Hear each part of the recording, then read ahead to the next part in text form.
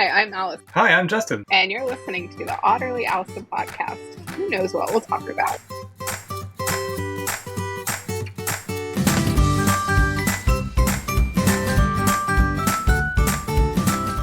You're substituting ingredients, or... No, it's just how to, cut down on, I love bread. I don't know how people just cut out bread. And it's like a big square... And there's a brand that I like more, and they don't carry it at Kroger. I can only get it at Walmart. And so I was putting in a Walmart order. They also make pita bread with the same stuff. And I had what is the stuff? What's the secret ingredient? I don't know. I mean, it's still carbs. It's just less carbs. This is totally going on the recording because I find it interesting.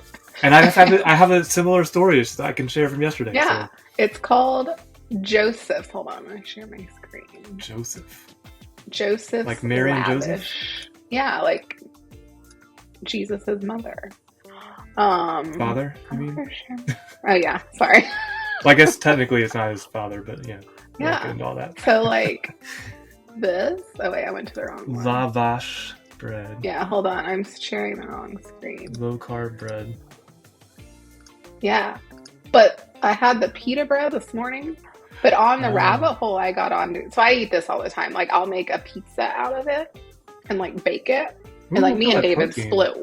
Well, me and David can split one of these and it's plenty of food. But this one also has a perforation, whereas the others don't. But the reason I ended up buying the pita bread is they were like, oh, you can make pita chips in the air fryer. And I was like, and what you would dip into? Oh, I don't know. I don't eat hummus. But David eats hummus, so I'm hummus prefer. But yeah, so I bought. I call hummus order. The fart tip.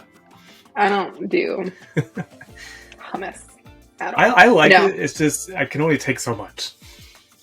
Yeah. Texturally, yeah. I'm on this new kick of spinach and artichoke dip from Harris Teeter's. I don't know if you have that store where you're at. We don't. It's really good. But I have a really good spinach and artichoke dip recipe that I can send you. You should, because it might be better than theirs. Well, I don't actually like spinach and artichoke dip, but I make it. I'm always requested to bring it to functions. I don't know why they bother with the spinach. I can't really taste the spinach, and it's just all soggy and weird, anyways. Yeah. But my similar story is buffalo wings. Cauliflower wings. Have you tried these? I haven't yet. Are they good? I'm super addicted now. I went to Walmart yesterday and bought a couple bags, the Bird's Eye has. Yeah. We should say this is not a sponsored podcast by Joseph's, Bird's Eye, or anybody else that we mentioned, Amazon, Walmart.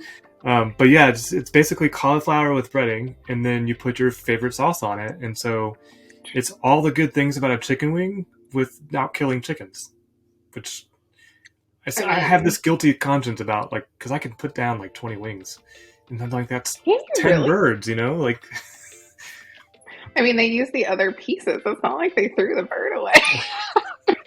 I hope they do, but I don't know. They're not just all right. And they're not even grown birds. They're little baby wings. They're not. If you go to rotisserie chicken, they're big wings. Are they? Yeah. Uh-oh, Mail's here. Mail's here. So you're just getting back from vacation. I am, and it was much needed. So awesome. There's not a recording that exists in the world without an animal or something going wrong in the background. That's true. Doesn't matter. That always happens. She just went running, and I thought she'd be simmered down, but she's not. So did you do anything ServiceNow related on your vacation? Let's see. Contemplating ServiceNow? I think I contemplated so much that I actually literally just shut my brain down. I slept so good for the whole week. I turned off all my email, all my teams, which everyone should do. I believe that everyone should actually disconnect completely if they're on PTO. Because there's nothing worse than being on vacation, seeing the little bubble. It's so integrated. It's so integrated in our lives. You have to make sure you shut it all off. Yeah. Well, and I have to log all the way out. Like, it has to be an effort to get to, like, my email and Teams, or I'll casually look. So. Well, that's good that you took a I did. work hiatus. I did. It was fabulous. And if you need to plan a trip to Grenada. It was fantastic. That's in the Bahamas? No, it's in the West Indies. The West Indies, okay. It's down by, like, Curacao. Map time. We got to do a map. Yeah. It's right by South America. So I was a little worried flying in. Is it spelled like it sounds? Grenada? Yes. And we were told Grenada is in Spain. Grenada is in the West Indies. Let's see if I can share that window. Oh, yes, I can share on Riverside now. Can you see it? Yeah. So we were in St. George's. Down here? Yeah. And we were in Pink Gin Beach. Ooh, they have cricket down there. Just look for the sandals. Was where we were. So. But yeah, it was. Well, I should put it on the satellite. There we go. Yeah. Like, we were back in, like, a little... It was really weird, because, like, when we went to the Bahamas, it was, like, fantastic. But this one was, like, seemed so much more secluded. Did you stay at the property, like, the whole time? You didn't go... Yeah, we didn't actually leave this time. No sightseeing or... No. So this is literally... Oh, I didn't want to put... So I'm just zooming out here. So this is this big island in the middle of... Let's go zoom out. So it's down at the very, very bottom. So you're above. Yeah. That's... Is that... Like, it's Latin America. Yeah, it's, like, right above. Venezuela. Okay. Yeah. Wow, you were at the very bottom of the chain of islands. Yeah. Wow. Did it... Well, okay, what was the weather like? So at night it was in, like, the upper 60s, low 70s.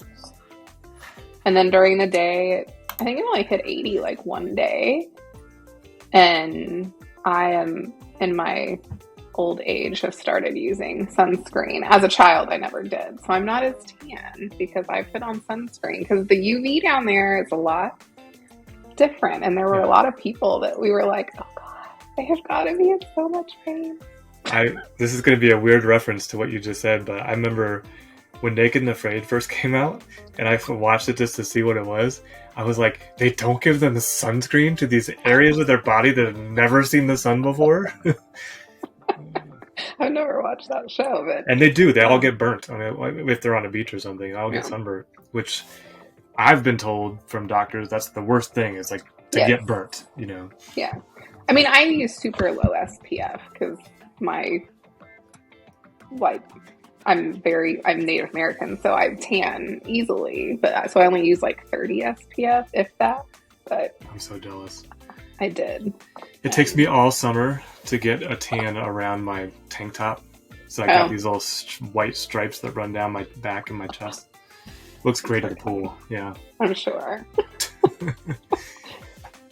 So I guess while you were out, I'll share a little bit about what I was up to. I re-architected my ServiceNow release notes application. I basically rebuilt it. And I broke up a flow in Flow Designer from my Tokyo release notes into a bunch of subflows to get better performance. And basically I'm almost all the way through all the release notes, actually going through all of them. And what I do is I basically look at every release notes page, pull out the features, and put them back into a table in ServiceNow. So then I'm able to go, oh, this will be a good video, or I don't know anything about this. But what's cool is you can see from what ServiceNow is doing where most of their energy went to in the release. And I'm really excited about it. I have a hunch of where it's at. It's a lot about next experience and UI builder, stuff like that. But there's some good content coming, and that's just the early access. So GA, they're already telling us there's going to be more than what we're already seeing. Well, and I'm excited for our CMA immersion week because I'm going to get to tell you all of that stuff. And that's in a couple weeks? Yeah, it's March, 2nd or 3rd week of March. So. Okay, so they're waiting until it's 22nd is GA. Yeah. So they're going to wait till our then. Stuff is... Because it's like a session in the morning and a session, so it's the week of the 20th. there's a session in the morning and a session in the afternoon every day, all week, from like 11 to 1 and then 2 to 3. So you're just going to be 1:30 bursting with ideas for our next, the podcast that follows that. Yes, I will be. And fortunately, I don't have to move that many things on my calendar to attend all of them. I have to miss the SC call, which I know that will just make you all sad that Monday. And then I just have to move one-on-one. So very nice. I know. Did you read any news while you were on vacation?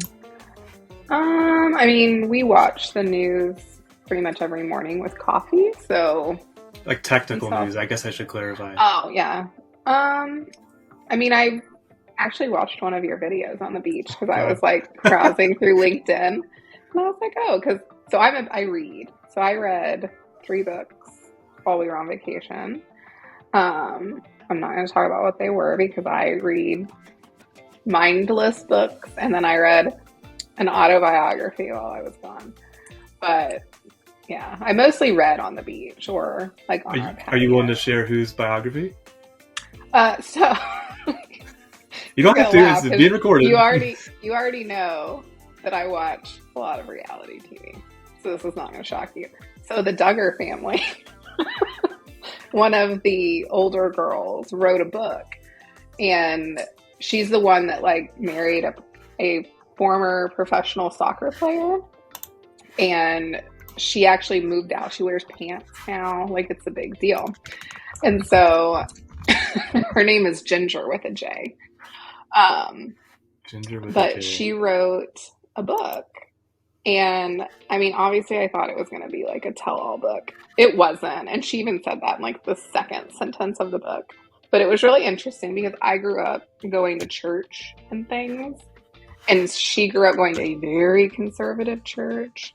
And it was her like figuring out that everything she was taught, it wasn't bashing Christianity. It was just saying everything she was taught, like it's fine to wear pants. Oh, like God doesn't say don't wear pants. Like he, you know. And so it was an interesting book. It wasn't what I thought it was going to be, but it was an interesting book. And so she was, is she one of the 19 kids? Yes. Okay. Yeah. Okay. And he was a former soccer player, That's but is now like a pastor. Yeah, I don't have any kids, and one kid sounds like a lot. Yeah, I have one and then a stepdaughter, and you know, that's plenty. Yeah. So. I have a dog, which is plenty. Yes. And I can leave her alone. I can like stick her somewhere and she go to sleep, and I don't have to worry about her. I mean, we had a dog sitter all week. It depends on their age. I mean, stepdaughter's 17, so we can leave her. Oh yeah, dark and stormy age. Yeah. Like, no, she's like super chill, which terrifies me because I'm a former 17-year-old girl. No. And so David's so funny because he'll like, she's not interested in this or this. I'm like, yep, she's sure not. Do you talk to her about tech stuff? It's really funny because we were sitting at vacation last year and I was working and David was working. And she goes, now what do you guys do again? And she goes, Dad, I know you sell computers, but Allison, what do you do? I was like, wait a minute. He doesn't sell computers. And she was like, really? Like she thought he legitimately sold computers. And we were just like, no. So we sat her down and kind of told her, well, David did. I was in the other room, but he was telling her what all we do. And she was I would have loved like, to have heard that. Well, and he like was trying to show her, and you know, he loves Excel. Oh, yes, you've told me. Yes. Budget. Yes. Yep. And not just budget, just in general, loves Excel. And he was like showing her like the ET, and he was showing her, and she was like, you have to do this every day. And she was like, that sounds horrible. And she had, I can't remember, she's doing like concurrent enrollment where you can go like to college classes and high school classes. Mm-hmm. Yeah. And I can't remember if it was one of her college classes or one of her high school classes, but it was an Excel class. And she was here and she was needing help. And David was like trying to show her all this extra stuff. And she was like, I don't care. I just needed to do this. That's So hilarious. she's more into like liberal arts. Like she's a dancer and she sings and show choir and all that. So yeah, she's That's so funny. I went to a liberal arts college and got a technical degree. So she's like a liberal arts person living in a technical family. Yes, pretty much. That's funny. Yeah, but she's like, I think right now she's looking at a school that she wants to be a teacher. God bless her. Because speaking of 19 kids, yeah, well, just there's not enough money in the world for me to be a teacher, because kids are bad. And so, oh, forget this is being recorded. It's okay. Parents are just as bad because, like, you know, I have all my family are teachers, and growing up, they were like, "Don't be a teacher." That's all they told me, like my whole life. So, I've likened it to. I know what you mean by you say kids are bad. Yeah. Kids, or when I was a child, it's your time to make errors and not have consequences. So if you extrapolate that to the potential outcomes, it's kids are bad. Yeah. And they're also germ factories. Well, not only that, though, like, parents are part of the problem because, like, they're like, my kid can do no wrong. Like, when I was growing up, my dad was like, don't ever let a teacher call me. Like, I would have been dead. But from what my relatives tell me is, like, parents will come in and be like, you just are picking on them or you just don't like them. Like, it's never the fault of the child instead of, you know, learning from it. So, have you ever seen the TV show The Goldbergs?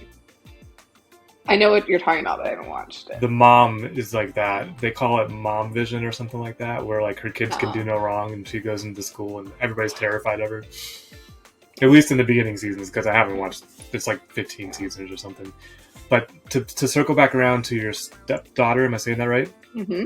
And the technical stuff, there's a YouTuber named Robert the Duke. Have you ever heard of him? I have. He made this cool video about the new Utah, I think it was Utah menus, like the menus or whatever. Oh. And the funny part of it, I think it's his daughter. He didn't say it was his daughter, but he had a child sitting at the computer. And he's off camera. And he's like, now I want you to search for projects. And she types in projects. And he's like, now go to your project. She's like, but which project? There's like 7 different things to go to. And he's like, okay, let's try something else. He's like, type in reports.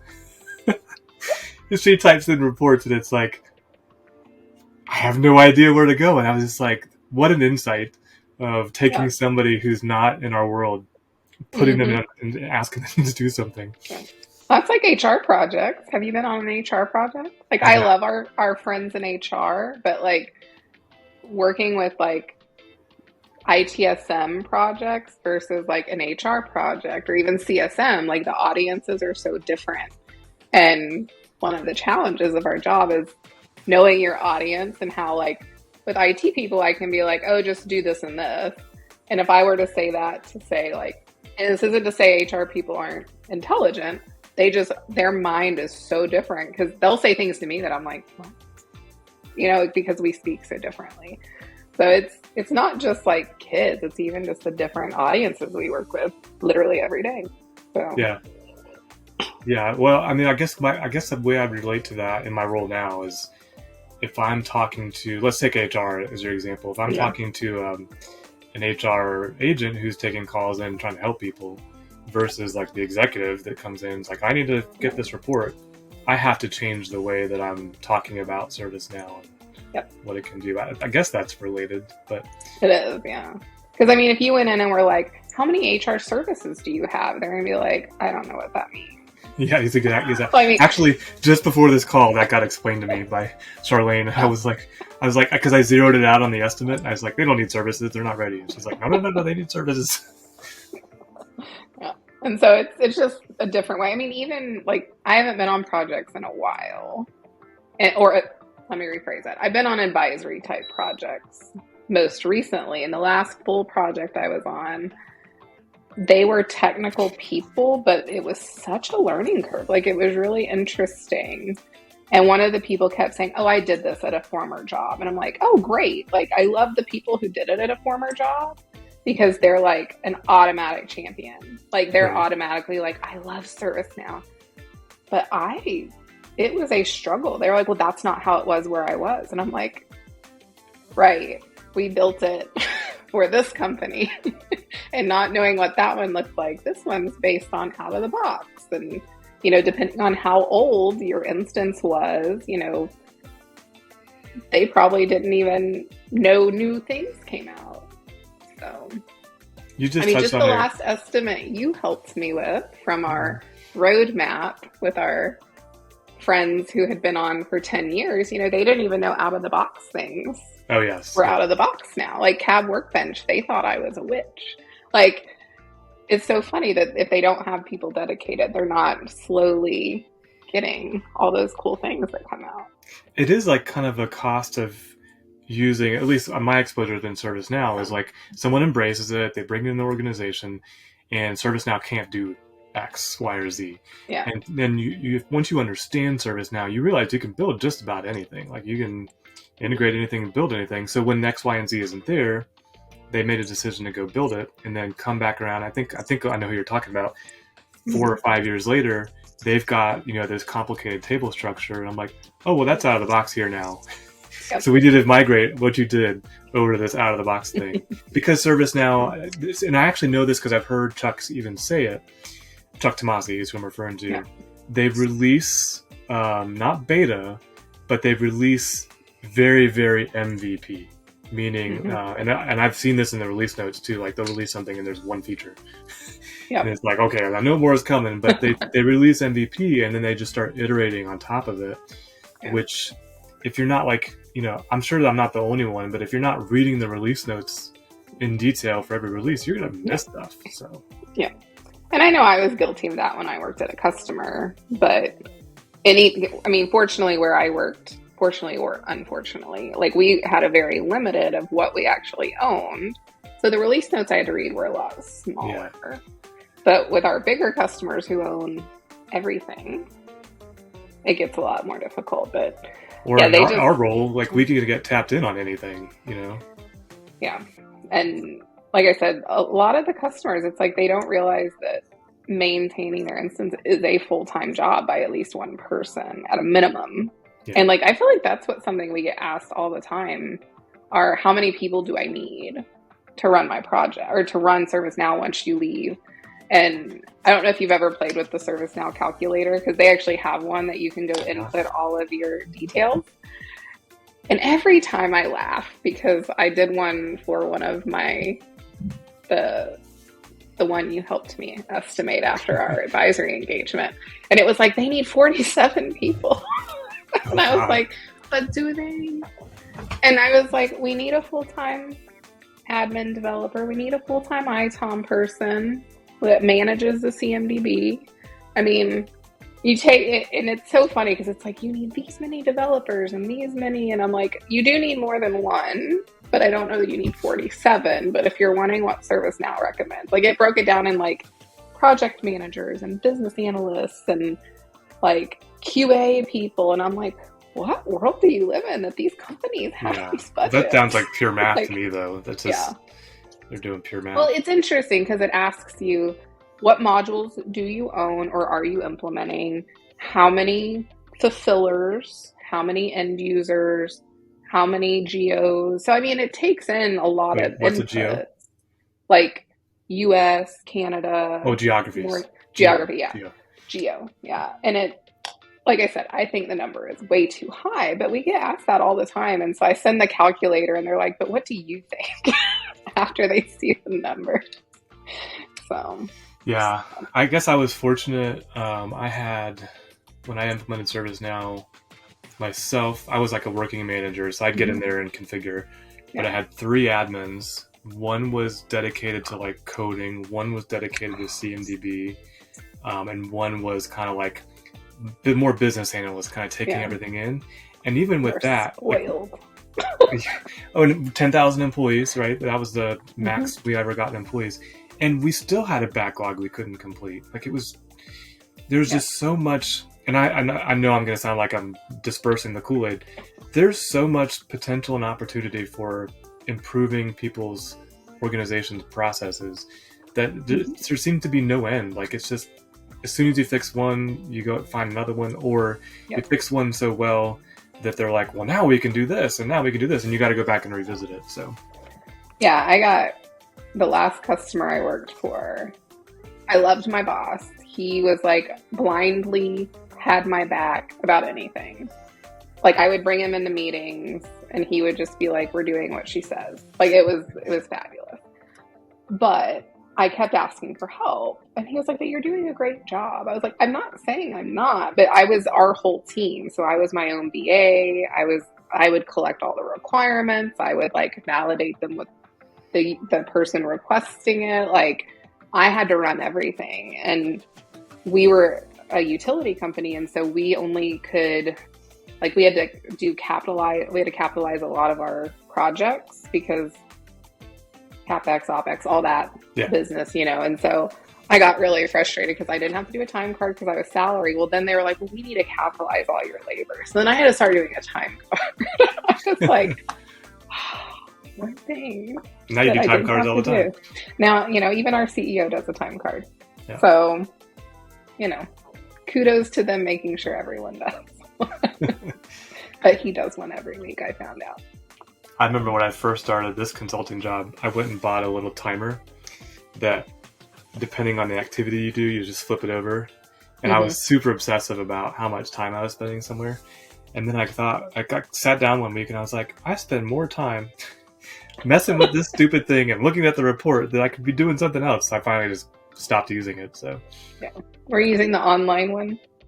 Yes, yeah, it was. I'll say the name. It was Timular, I think. Yeah, there was I say kid. I feel so. You know, I'm so old. But the 2 partners ago, there was a guy that was obsessive about making sure he was like precise on billing, like to the like second. And I was like, dude, we do minimums of 1 hour. So, you know, you can do seconds, but still rounding up to an hour. Yeah. Yeah. Yeah. It's nice to know. And then I get, you know, I was messing around with, on my Mac, it has where you can see the amount of time you spend on apps. And I almost turned it on. I was like, no, stop. Because then you're going to start obsessing over this and how much time you did this or that. So, yeah. I mean, mine tells me like my screen time. Screen time. That was it. Yeah. And it just like, it's funny because my iPad does it. I obviously don't have it on. But my iPad last week, because we were traveling, I only use my iPad like when I'm traveling or, you know, I don't use it a ton. But it was like, your screen time was up 130%. I was like, thank you. How much of that was TikTok? None of it, actually. I don't do TikTok on my iPad. That's just on my cell phone whenever I'm bored. Gotcha. But, yeah. Don't forget to like my videos on TikTok because no one else does. I like them. Do you like them? I like your Instagram posts too. Oh, thank you. Those don't actually, none of those don't get a lot of traction, but there's a couple people like you and some other people who almost every video they're like, oh yeah, thank you. We'll give a shout out to Connor. He's just happy to be here. Yes. He likes your stuff. I see it on there. Yeah, it's gotten to the point now I can't keep up anymore. It's like the number of comments and likes and everything. I have to just focus on the content and getting it out. Otherwise, it's a lot to take in once you get above a certain amount. And I'm not even like popular. Like I could imagine like there's I guess we should wrap up soon. There's a DJ. If I've told you this, just tell me to shut up. There's a DJ I like. His name's Steve Aoki. You've probably heard of him. He's pretty famous. Like he has like a private jet and millions of people follow him. And every week on his podcast, he gives out a cell phone number. And I'm just like, I can barely keep up with like the number of input I have. I couldn't imagine sharing my cell phone number. Not that I don't want to. But just the amount of work that would create on my end of like, hey, I'm in the middle of configuring this update set and blah, blah, blah. I'm just like, you know what I mean? Like, what's going to come at you? Yeah. I don't mind if people like ping me on LinkedIn and I try to get through those. Because when I do the veterans programs, I get a lot of them that reach out and I try to get to all of them. And I always feel bad if I don't. But, yeah, same here. The one that's bad, and I think YouTube is fixing it. If someone leaves you a comment on YouTube, you can filter and find like stuff I haven't replied to yet. Oh. But if you reply to it and then they reply to that, you never really, if you miss the notification, you never really know it. It's hard to find. So I think they're working on it. But that's good. But anyways, that's a wrap. That's our 30 Yeah. minutes for the week. And I have a feeling where this podcast is going to go. It's going to be a little bit of everything, which is utterly awesome. I know. And come back for more recipes. Yes, that's right. You owe me a spinach and artichoke. Yes. Cool. Well, any last words or? Our next one will be a real podcast. It actually have an agenda, right? I say that. I made the agenda document, but it all just says XXXXXX. Like, Yeah. It's there. Okay. Step 1 is a template. That's right. I got a template going. I think we promised last time AI. We're going to talk. Yes. Allison's ChatGPT. reaction. Yeah. Yeah. That's actually where I was headed earlier. There's so much happened while you were on vacation, so I can't wait till you catch up on the bigger news world outside of ServiceNow with regards to AI. I did see the one where they're asking about like feelings or people or something. I did read that. Yeah, like people were doing things to piss off ChatGPT. Yeah. I've seen, what's that Will Smith movie? Oh, where the iRobot? robots come to life. Yeah, plenty of those. No, I'm good there. Robots taking over, yeah. I'm not worried about that right now. So That's fair. cool. All Well, right. thank you for your time, and I'll probably be talking to you before next Monday. You so. will. All right. Take care, All right. Allison. Thanks. Bye.